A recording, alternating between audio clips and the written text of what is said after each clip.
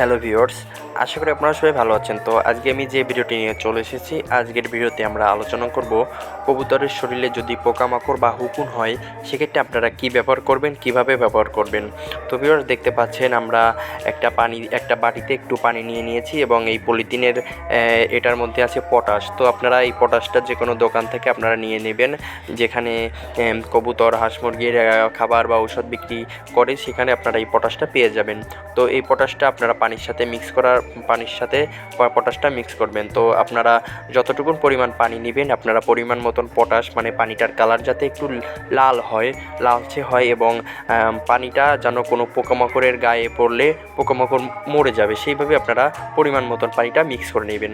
তারপরে আপনারা কবুতরের শরীরে এইভাবে হাত দিয়ে ছিটিয়ে দিবেন বা কবুতরের সামনে আপনারা এই পানিটি দিলে কবুতর দেখবেন একা একা গোসল করতেছে। কিন্তু একা একা কবুতরকে গোসল করতে দিলে অনেক সময় কবুতর এই পানিটা খেয়ে ফেলে।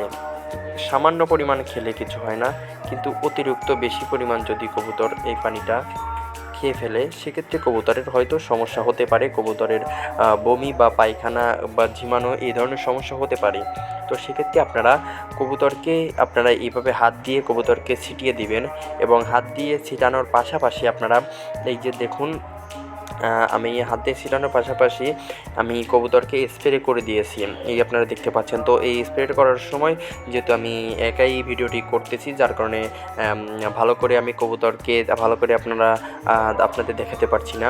তো ভিউয়ার্স, আপনারা এইভাবে কবুতরকে স্প্রে করে দিবেন, এবং তাছাড়া কবুতরকে আপনারা এইভাবে কবুতরের গায়ে পটাশ মিশ্রিত পানিটি ছিটিয়ে দিবেন।